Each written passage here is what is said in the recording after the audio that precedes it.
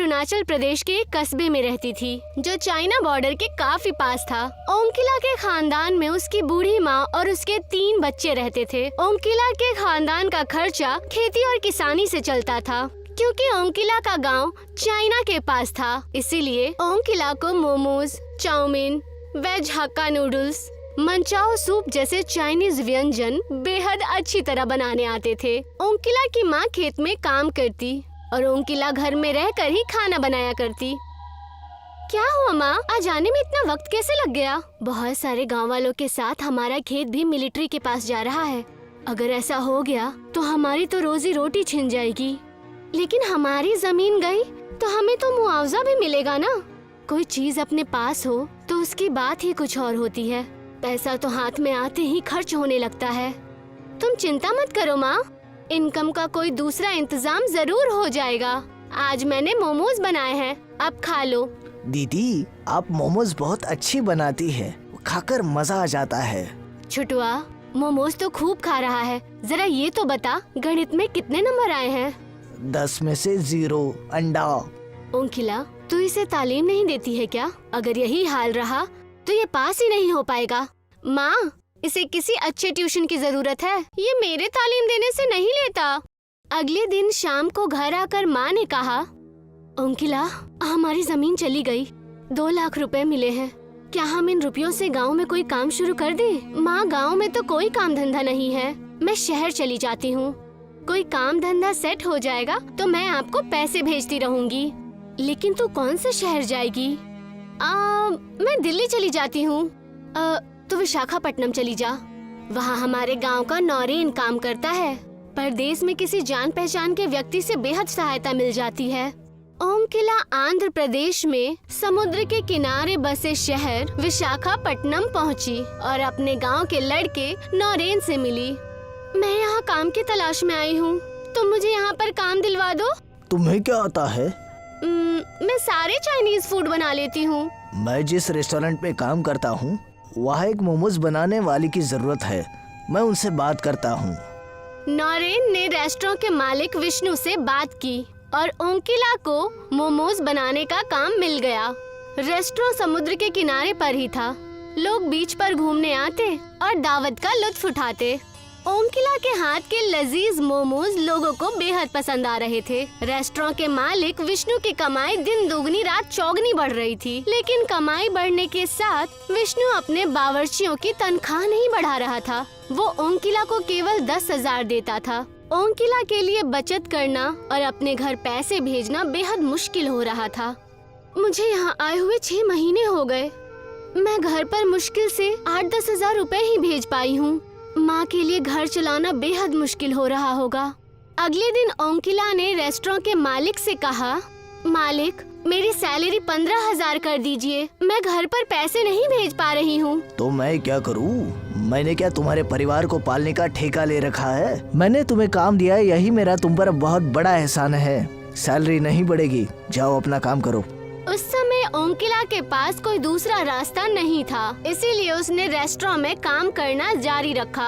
Restaurant के पास अक्सर एक कुत्ता आया करता था। ओंकिला ने उसका नाम मोती रख दिया था। मोती जब भी आता, ओंकिला उसे 2 मोमोज खाने के लिए देती। एक दिन रेस्टोरेंट के मालिक ने ओंकिला को कुत्ते को मोमोज खिलाते हुए देख लिया। मोमोज बनाने का सामान तुम्हारे बाप के पैसों से नहीं आता, जो तुम कुत्ते को मोमोज खिलाए जा रही हो। 2 मोमोज अगर कुत्ता खा लेगा तो आपका कौन सा नुकसान हो जाएगा? जरा सी बात पर आप मेरे माँ बाप को क्यों बीच में ला रहे हैं? इन मोमोज के पैसे तुम्हारे सैलरी से कटेंगे। उस महीने विष्णु ने ओंकिला को बस 8,000 रुपए दिए। रेस्टोरेंट के मालिक के क्रूर बर्ताव की वजह से ओंकिला ने एक फैसला लिया। ओंकिला ने नौरेन से कहा, मैं यहाँ पर काम छोड़ रही हूँ, अब मैं अपना खुद का बिजनेस स्टार्ट करूँगी। लेकिन उसके लिए तुम्हें काफी सारा सामान खरीदना होगा और एक काउंटर भी चाहिए होगा जिस पर रखकर तुम मोमोज बेच सको। क्या तुम्हारे पास इन्वेस्ट करने के लिए पैसे है? कुछ रुपए है मेरे पास और थोड़े तुम दे दो। ओंकिला ने समुद्र के किनारे एक काउंटर पर अपने मोमोज बेचना शुरू कर दिए। अब विष्णु के रेस्टोरेंट पे कम लोग ही मोमोज खाने जाते। बीच पर घूमने वाले ज्यादातर लोग ओंकिला के मोमोज खाते। ओंकिला अब लगभग 20,000 रुपए महीने कमाने लगी थी। विष्णु को ओम किला के काउंटर पर भीड़ लगी देखकर चिंता होने लगी। अभी तक तो केवल मेरे रेस्टोरेंट पर ही चाइनीज फूड बिकता था, लेकिन इस लड़की ने तो मेरा धंधा ही बंद करवा दिया। किसी दिन ये मेरी तरह रेस्टोरेंट भी खोल सकती है। कांटों का पेड़ बड़ा हो उससे पहले ही उसे उखाड़ देना उचित है। विष्णु एक दिन ओम किला के पास जाकर बोला, ओम किला, मेरे नए वर्कर्स अच्छे मोमोज नहीं बना पा रहे। मैं चाहता हूँ तुम मेरे रेस्टोरेंट में वापस आ जाओ। मैं तुम्हारी सैलरी 2000 बढ़ा दूंगा। नहीं सर, अब मैं 20,000 कमाती हूँ। मुझे अब आपके रेस्टोरेंट में काम करने की जरूरत नहीं है। तो तुम अपना धंधा मेरे रेस्टोरेंट से कहीं दूर शिफ्ट कर लो। क्यों कर लूँ? क्या बीच की सारी जमीन आपके पिताजी की है? ओम किला के मुंह से उल्टा जवाब सुनकर विष्णु का खून खौलने लगा। आप मोमोज के अलावा और भी चीजें बेचते हैं, आप उन्हीं पर फोकस कीजिए। और अगर आप ऐसा नहीं कर पा रहे हैं तो आप अपना रेस्टोरेंट कहीं और शिफ्ट कर लीजिए। अभी तक ये लड़की मुझसे सैलरी मांगती फिरती थी और अब ये मुझे ही जवाब दे रही है। इसके घमंड को चूर चूर नहीं किया तो मेरा नाम भी विष्णु चंद्र देसाई नहीं। उस रात जब ओम किला अपने रूम पर पहुंची तो 2 आदमियों ने उसे पकड़ लिया। अगर तुमने अपना धंधा विष्णु भाई के रेस्टोरेंट से अलग नहीं किया तो तुम्हारे और तुम्हारे परिवार के लिए ये अच्छा नहीं होगा। हमारी पहुंच अरुणाचल प्रदेश तक है, तुम्हारे परिवार पर भी हमारी नजर है। दोनों आदमी ओम किला को धमकाकर वहां से चले गए।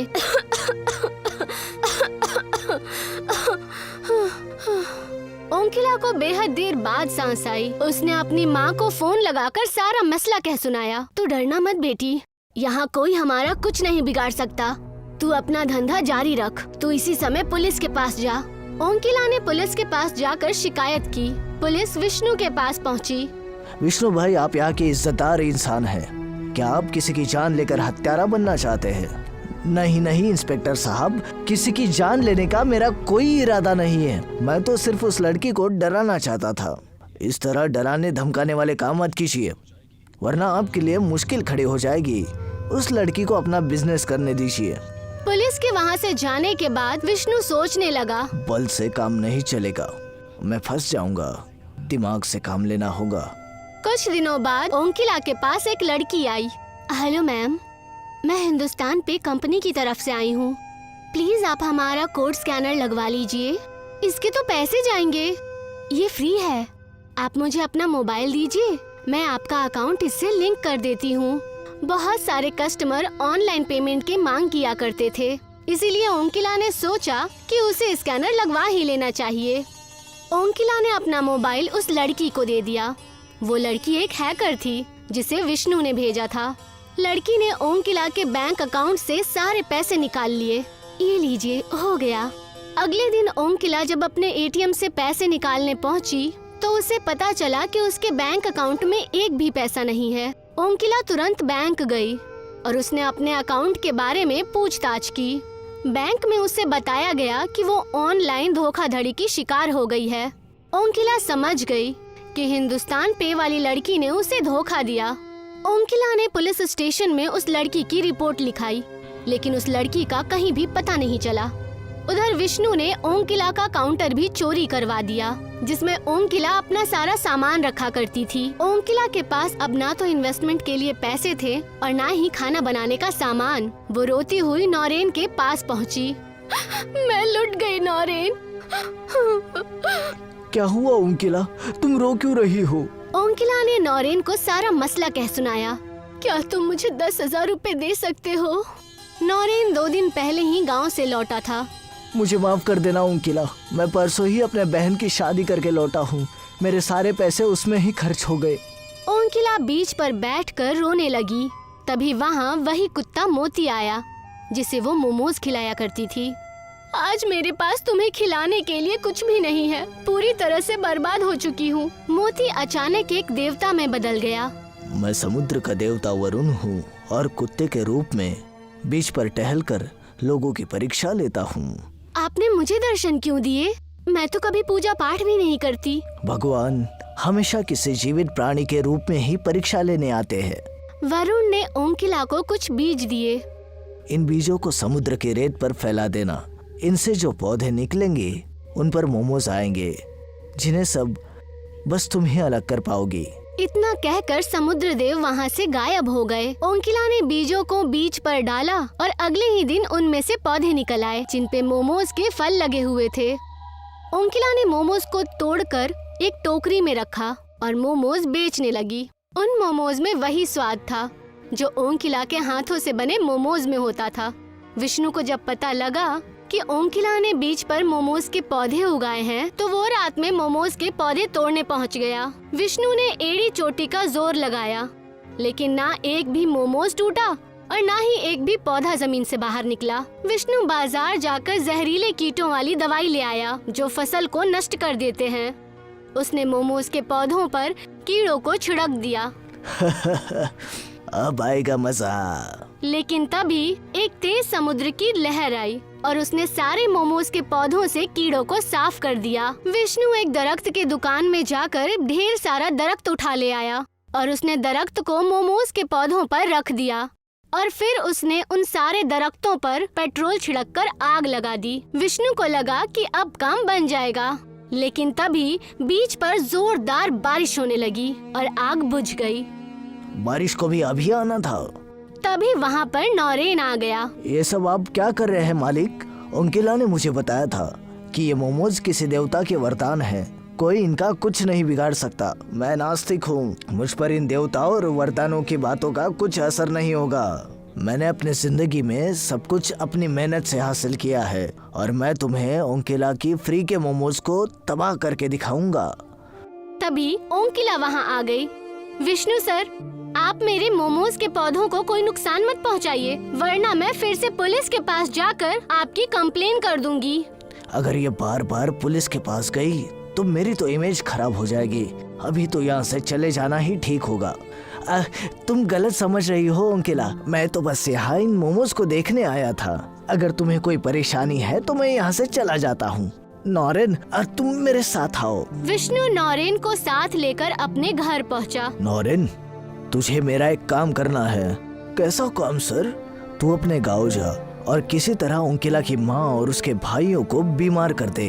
अगर वो बीमार पड़ गए तो ओंकिला को उनकी देखभाल के लिए घर वापस जाना पड़ेगा और इसी तरह ओंकिला रास्ते से हट जाएगी और तुझे मैं इस काम के 50,000 दूंगा और अगर तूने इनकार किया तो मैं तुझे नौकरी से निकाल दूंगा।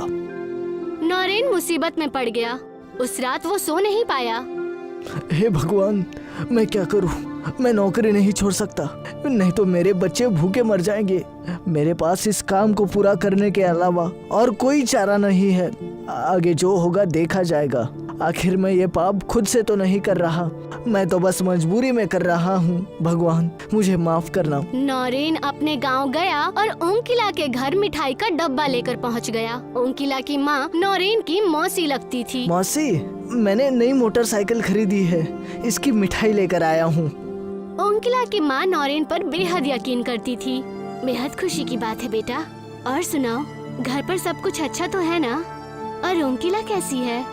घर पर सब कुछ अच्छा है और ओंकिला की भी अच्छी कमाई हो रही है। आपकी बेटी बहुत मेहनती है, ऐसी बेटी किस्मत वालों को मिलती है।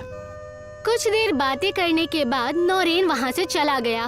ओंकिला की माँ और उसके भाइयों ने मिठाई खा ली। उन चारों को बुखार आ गया और वो चारों बुरी तरह बीमार पड़ गए। ओंकिला को अपने परिवार की देखभाल के लिए घर लौटना पड़ा। अब मुझे कोई डर नहीं। इन पौधों को उखाड़ नहीं सकते, लेकिन खत्म जरूर कर सकते हैं। विष्णु एक रोड रोलर ले आया और उसने रोलर को पौधों पर चढ़ा दिया, लेकिन उससे भी पौधों का कुछ नहीं बिगड़ा। रोलर ऊपर से गुजर जाने के बाद पौधे फिर से वैसे ही खड़े हो गए। विष्णु गुस्से से पागल हो गया। उसे सामने वही कुत्ता मोती दिखा। विष्णु ने अपना गुस्सा कुत्ते के ऊपर निकालना चाहा। आज मैं इस कुत्ते को जिंदा नहीं छोड़ूंगा। विष्णु कुत्ते पर रोड रोलर चढ़ाने ही वाला था कि तभी कुत्ता समुद्र देव में बदल गया और समुद्र देव ने विष्णु को रोलर सहित उठाकर समुद्र के बीचों बीच फेंक दिया। बचाओ, बचाओ, मुझे तैरना नहीं आता, कोई मुझे बचाओ।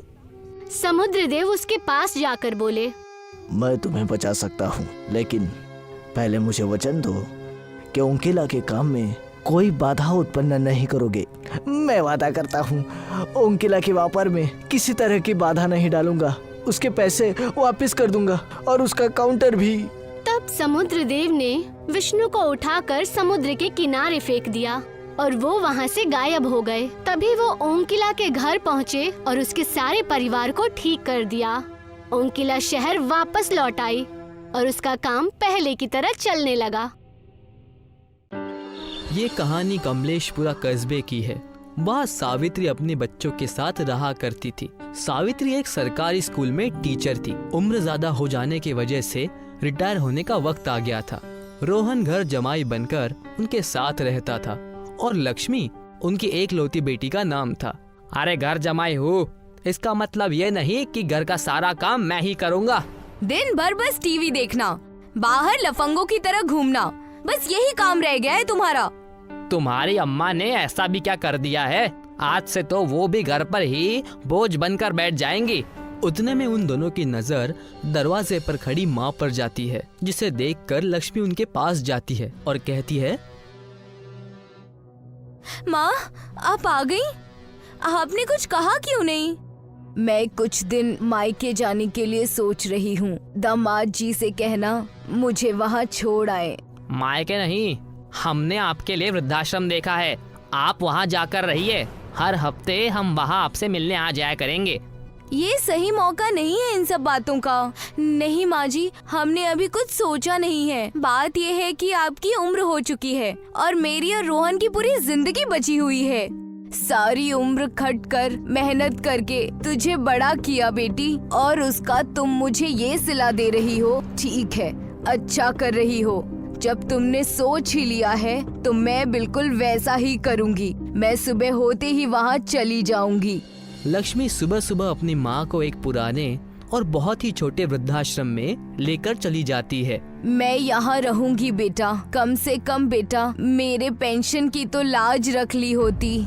ये आश्रम आपके पेंशन से आधे दाम का है। आपको तो पता है कि रोहन कुछ काम नहीं करते, तो आपकी ही पेंशन से हमारा ही गुजारा होगा और आपका भी। चलिए, तो बेहतर यही होगा कि हम और आप ऐसे ही रहें। लक्ष्मी अपनी माँ को एक छोटे से वृद्धाश्रम में छोड़कर चली जाती है, जहाँ पर पहले से ही कुछ बूढ़े रह रहे होते हैं।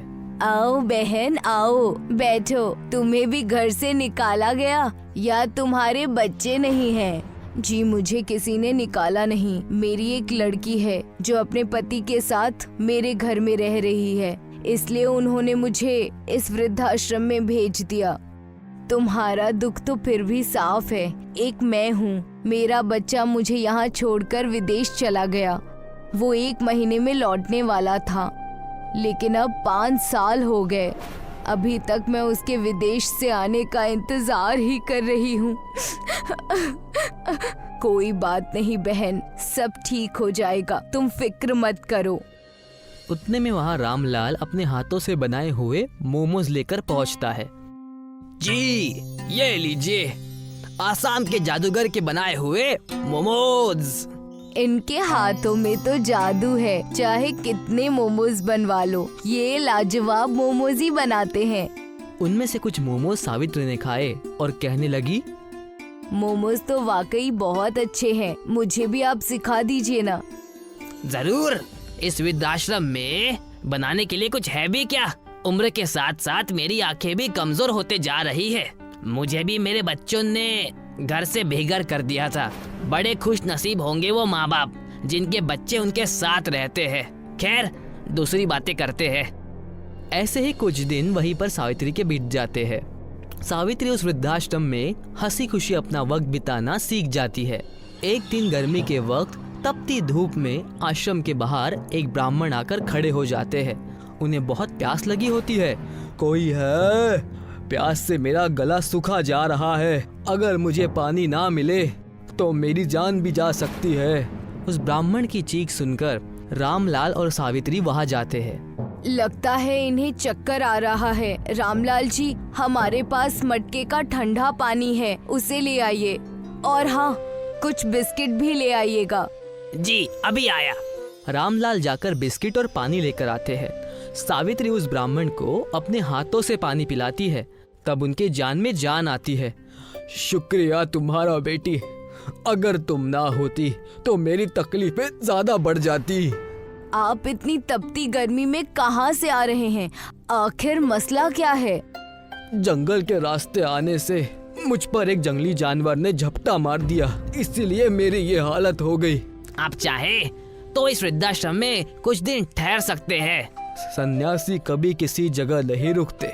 मुझे चलना चाहिए, लेकिन इस मदद के बदले मैं तुम्हें दुआ देता हूँ। जिस भी चीज को इस आश्रम में सबसे ज्यादा पसंद किया जाता है, उसका इस आंगन में पेड़ लग जाएगा, जिसको खाकर तुम सबको कीमती ताकतें मिल जाएंगी, असीम ताकतें, जिससे तुम और भी नेक काम कर सकोगे। इतना कहकर ब्राह्मण जी वहाँ से चले गए और रामलाल और सावित्री आश्रम के अंदर जा ही रहे थे कि उन्हें रूपमती ने आवाज लगाई और कहने लगी, अरे ये देखो, ये क्या चमत्कार हो गया। हे मालिक, ये कैसी लीला है। हमारे आश्रम में मामूली दरख्त मोमोज का दरख्त बन गया है। जैसे ही रामलाल और सावित्री वहाँ गए, उन्होंने वहाँ देखा कि आश्रम के आंगन में एक बड़ा सा मोमोज का पेड़ लगा हुआ है। फूल पत्तों में फलों की तरह मोमोज लगे हुए हैं। ये उस ब्राह्मण की दी हुई बरकतें हैं हमारे आश्रम को। इस मोमोज को खाकर देखते हैं, जरूर हमें कोई न कोई ताकत मिलेगी। नेकी और पूछ पूछ, मैं जल्दी से सारे मोमोज तोड़कर नीचे रख देता हूँ। रामलाल ने मोमोज के पेड़ से फल तोड़े और खाए। देखते ही देखते उनके अंदर कई सारी ताकतें आ गई। मोमोज के पेड़ के मोमोज खाने से उनके अंदर बदलाव आने शुरू हो गए। मेरे जिस्म में उथल पुथल हो रही है। इन जादुई मोमोज ने अपना असर दिखाना शुरू कर दिया है। तुमने सही कहा। जैसे ही सावित्री ने इतना कहा, वो हवा में उड़ने लगी, जिसे देखकर रामलाल और रूपमती हैरान हो गए। ये क्या? ये कैसे हो गया? मुझे तो अब तक कुछ नहीं हुआ। जैसे ही रूपमती ने इतना कहा और अपने हाथ फैलाए, रूपमती के हाथों के सामने पैसे आ गए। देखा, हाथ फैलाने से तुम्हें पैसे मिलेंगी। ये ताकत बहुत अनोखी है। हम इससे सारी कीमती चीजें ठीक कर सकते हैं। लेकिन आपके पास किस चीज की शक्ति है? जैसे ही रामलाल ने हाथ फैलाया, वहाँ ढेर सारे पकवान बनकर तैयार हो गए। बड़े दिनों से हमने अच्छे पकवान नहीं खाए थे।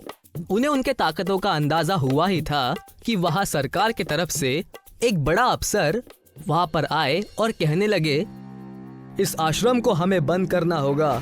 इसे तोड़कर हम एक शानदार होटल बनाने जा रहे हैं। हाँ, सही कहा।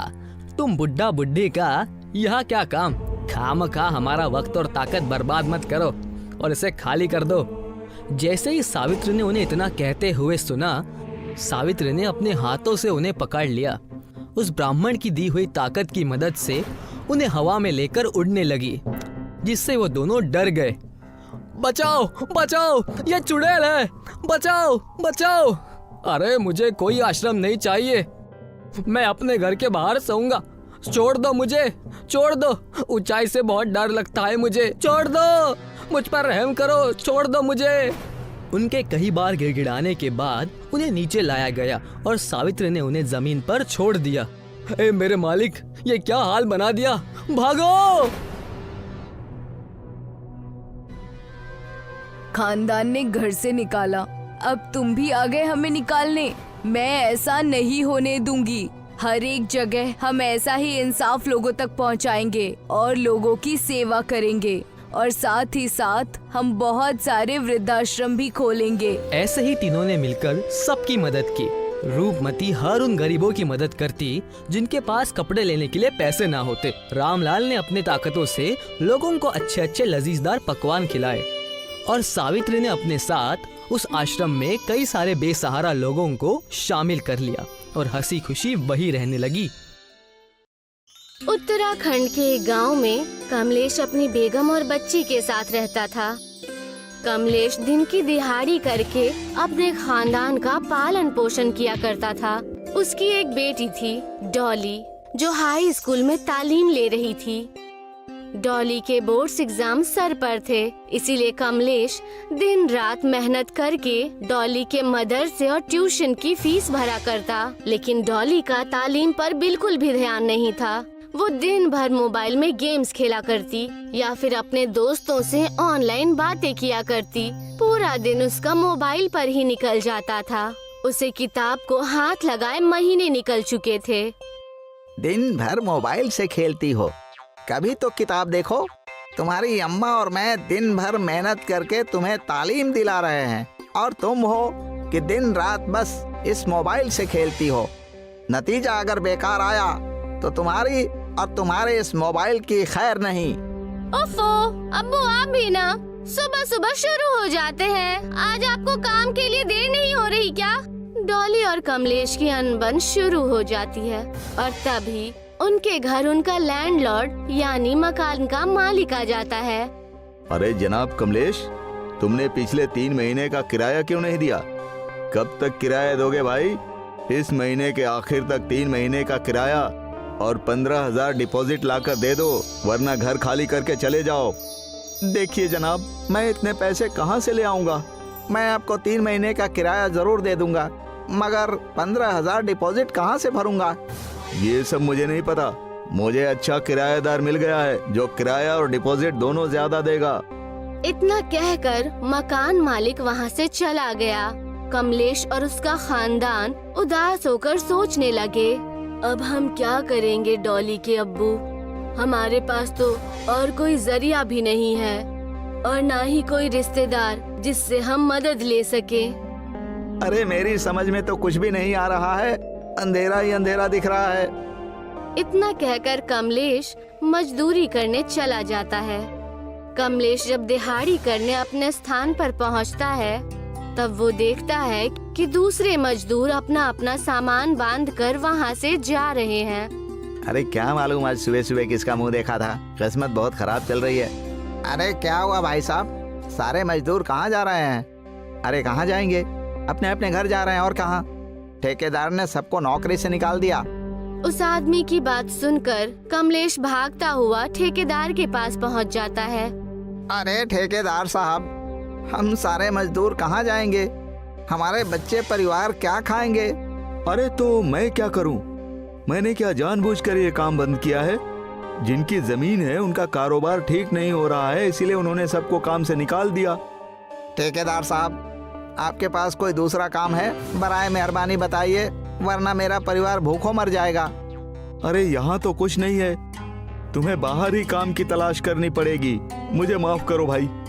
कमलेश ठेकेदार की बातों को सुनकर वहां से चला जाता है और वो रास्ते में एक मंदिर के पास बैठकर सोचने लग जाता है। हे भगवान, मैं अपनी बीवी और बच्ची को कैसे संभालूंगा? मुझे आपकी मदद चाहिए, कुछ तो रास्ता दिखाइए भगवान, मुझे कोई रास्ता बताइए। ठीक उसी समय एक आदमी परेशान मंदिर की तरफ भागता हुआ आता है और आकर मंदिर के पीछे छिप जाता है। उस आदमी के पीछे कई गुंडे पड़े हुए थे। अरे कहाँ छुप गया? बाहर आ, आज तेरी खैर नहीं। चलो उसे दूसरी तरफ तलाशते हैं, मैंने इसी तरफ उसे भागते हुए देखा है। कमलेश ने उस आदमी को छुपता हुआ देख उससे बात करने का फैसला किया। क्या हुआ भाई, क्या चोरी करके भागे हो जो लोग तुम्हारे पीछे भाग रहे हैं? मैं कोई चोर नहीं हूँ, मेरी प्लास्टिक बनाने की एक फैक्ट्री है, हुकूमत ने उस पर रोक लगा दिया है, इसी वजह से लोग मुझे मारने के लिए मेरे पीछे पड़े हैं। उनका कहना है कि मैंने प्लास्टिक का इस्तेमाल करके आबो हवा को आलूजा किया है। आबो हवा को तो तुमने आलूजा किया ही है, जाओ, इसमें मैं भी तुम्हारी कोई मदद नहीं कर सकता। इतना कहकर कमलेश वहाँ से जाने ही लगता है। तभी कैलाश ने उससे आवाज लगाकर कहा, सुनो भाई, 1 मिनट रुको। क्या तुम मुझे कुछ दिनों के लिए अपने घर पर छुपा सकते हो? जैसे ही माहौल दुरुस्त हो जाएगा मैं अपने घर चला जाऊंगा और दूसरा कारोबार शुरू करूंगा। अरे भाई, यहाँ पर मेरे रहने के लिए खुद का ठिकाना नहीं है, ऊपर से तुम अलग मेरी किस्मत में अटके हो।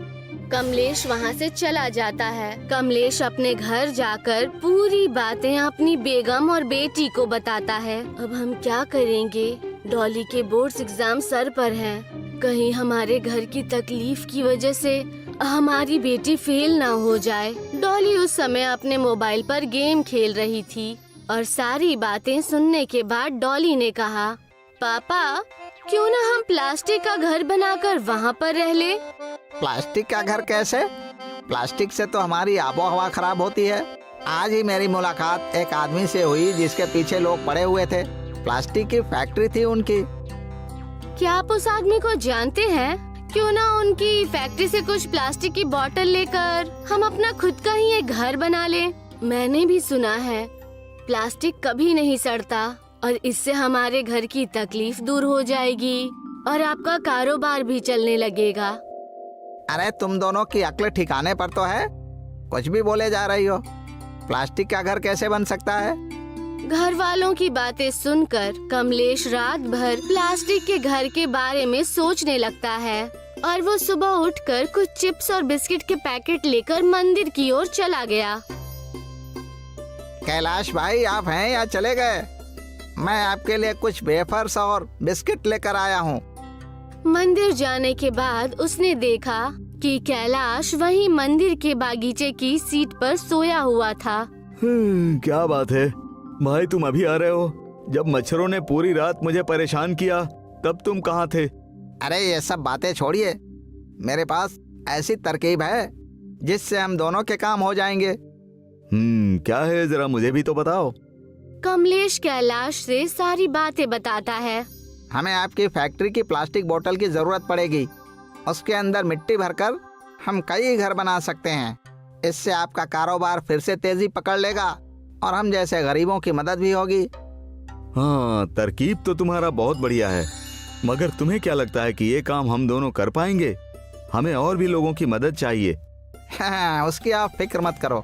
मेरे साथ कई मजदूर हैं जिन्हें काम की जरूरत है। उन्हें आप दिन की दिहाड़ी देंगे तब वो काम करना शुरू कर देंगे। कमलेश जाकर ये सारी बात अपने साथी मजदूरों को बता देता है और सारे ही मजदूर अपना अपना प्लास्टिक का घर बनाने को तैयार हो जाते हैं।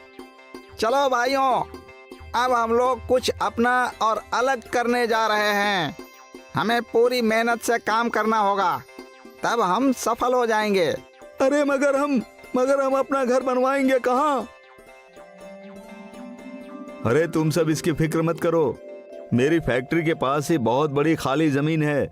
तुम सब अपना अपना घर वहाँ बना सकते हो। सारे मजदूरों ने बॉटल्स के अंदर मिट्टी भर के बॉटल के ऊपर बॉटल रखना शुरू कर दिया और उनके घर बनने का काम शुरू हो गया। कुछ वक्त बीत गया और अब मजदूरों का घर बनकर तैयार हो चुका था। लेकिन उसी समय बहुत भयानक बाढ़ आ गई। अरे बहुत जोरों की बारिश हो रही है, लगता है हमारा प्लास्टिक का घर डूब जाएगा। डॉली बेटा, जरा संभल के। पूरे गांव में पानी भर गया है, कहीं हमारे घर के अंदर भी ना आ जाए। प्लास्टिक के मजबूत होने की वजह से पानी घर में नहीं आ सका। देर बाद बारिश रुक जाती है। हमारा घर बच गया, हुर्रे! सारे मजदूर और उनके खानदान मिलकर जश्न मनाने लगते हैं। तभी डॉली वहाँ पर आकर कहती है, अब्बू देखिए, मेरा आज का रिजल्ट आ गया और मैं फर्स्ट आई हूँ। कमलेश और उसका खानदान ये सुनकर बेहद खुश हो जाते हैं और जश्न मनाने लगते हैं। श्याम और रीमा शौहर बीवी थे। दोनों अपने बच्चों के साथ मनाली में रहते थे। दिन में श्याम और रीमा मैगी बेचते और शाम होते ही दोनों मोमोज बेचना शुरू करते थे। उन दोनों का कारोबार बहुत चलने लगा। जो लोग मनाली घूमने जाते वो जरूर उनके यहाँ मोमोज खाने के लिए जाते थे। लोगों को बहुत पसंद आता था। लोग शाम के मोमोज के मुरीद हो गए थे। रीमा की मैगी के खरीदार नहीं आते थे। इससे श्याम और रीमा में अनबन होने लगी। क्यों बेगम, आज क्या बनाई हो खाने में? तुम्हारे हाथ की मैगी खाए तो बहुत दिन हो गए हैं। हाँ जी, ठीक कहते हैं आप। बना लीजिए मेरा मजाक, मैं तो हूँ ही इसी लायक। बाहर लोगों को मेरी मैगी पसंद नहीं आ रही और ऊपर से आप भी शुरू हो गए। रीमा गुस्से से किचन में चली जाती है। एक दिन शाम की दुकान पर एक आदमी आया और कहने लगा, भाई साहब, आपके मोमोज लाजवाब हैं। ऐसे मोमोज मनाली तो क्या पूरी दुनिया में कहीं नहीं मिलेगा। मेरा तो दिल करता है भाई कि मैं आपके हाथ चूम लूं। तारीफ सुने कई दिन हो गए थे, आप आज आए हैं। ये सारी चीजें सुन सुनकर थक गया हूं मैं। कुछ लेना है तो बोलिए, बस ख्याल रखिएगा। आपकी सफलता इंतहा पार न कर ले। सफल हूँ इसीलिए मुझे गुरूर है। वो आदमी इतना कहकर वहाँ से चला जाता है। श्याम की सफलता को देखकर कई और लोगों ने वहाँ पर मोमोज की गाड़ी लगा दी। लगता है हमारे धंधे को किसी की नजर लग गई है। मैंने आपको कहा था ना, ज्यादा हवाबाजी मत कीजिए। अब देखिए, हमारा व्यापार देखते ही बाकी लोगों ने भी मोमोज का ठेला खोल लिया है। तुम इसकी फिक्र मत करो। लोग कारोबार नहीं, रवैया देखकर खरीदारी करते हैं।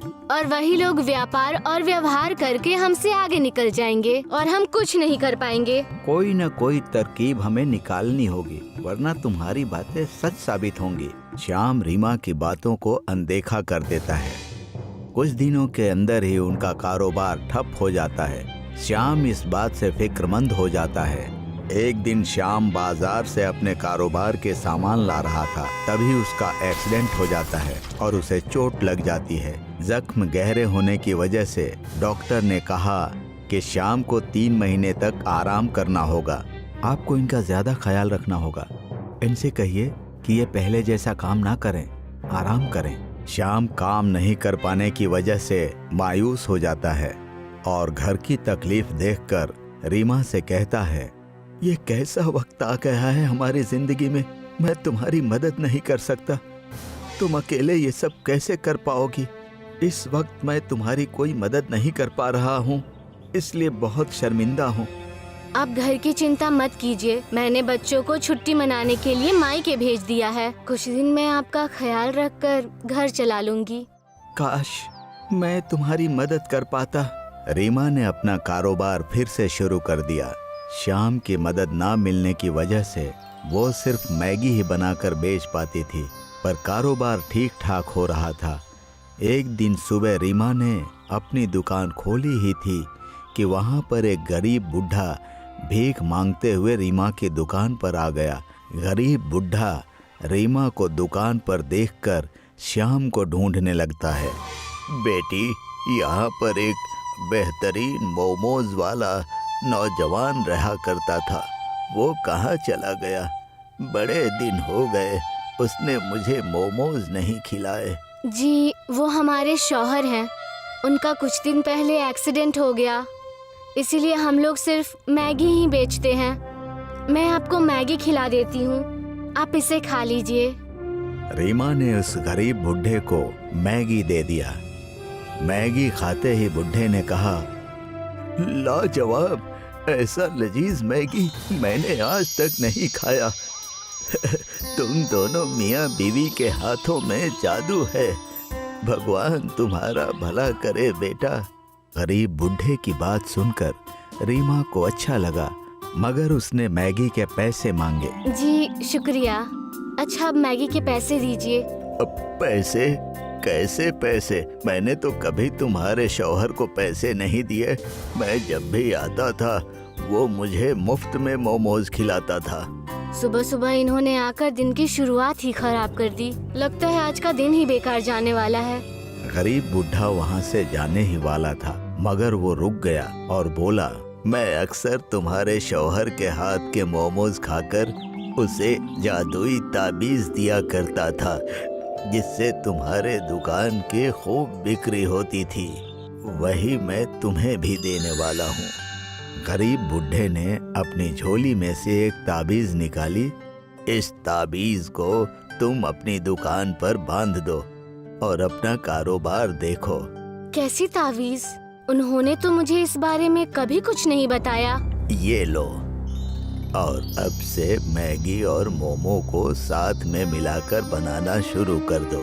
तुम मैगी बहुत बेहतरीन बनाती हो और अपने शौहर की मदद से मैगी और मोमोज को मिलाकर उसका कारोबार करो।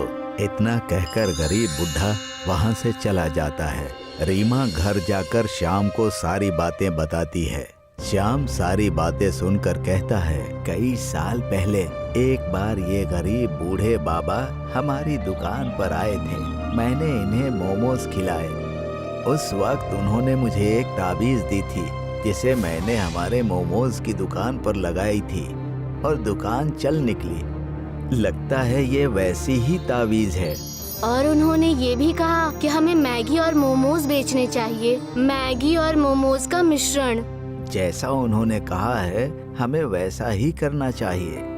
इससे हमारे कारोबार में सिर्फ बढ़त ही होगी। शाम की बात सुनकर रीमा ने अपनी दुकान पर गरीब बूढ़े बाबा की तावीज बांध दी और मैगी मोमोज बनाना शुरू कर दी। देखते ही देखते पूरे मनाली में उसके मोमोज और मैगी की बहुत तारीफ होने लगी। रीमा के हाथ की मैगी और मोमोज मुसाफिरों को इतने पसंद आने लगे कि हर कोई मजे लेकर खाने लगा। दूसरे मोमोज वाले अपना कारोबार बंद करके वहां से चले गए और श्याम की तबीयत पहले से बेहतर हो गई। अब से मैं भी तुम्हारा हाथ बटाऊंगा, हमारा कारोबार और चलने लगेगा। हमारे मैगी और मोमोज अब सबको पसंद आने लगे हैं। क्यों ना हम अपना धंधा एक हाथ गाड़ी से नए कैंटीन में बदल लें और तरह तरह के मैगी और मोमोज बनाकर बेचें। इससे हमारा मुनाफा होगा। कैंटीन ही नहीं बल्कि अब हम मोमोज की पूरी फैक्ट्री खोल देंगे। तुमने परिवार और कारोबार बखूबी संभाला है। मेरे ना होने के बावजूद इससे ज्यादा गुरूर मुझे कभी नहीं हो सकता। श्याम और रीमा ने एक बड़ी सी मोमोज की कैंटीन खोल ली। उनका कारोबार पहले से 2 गुना ज्यादा चलने लगा और वो खुशी खुशी अपने परिवार के साथ फिर से रहने लगे।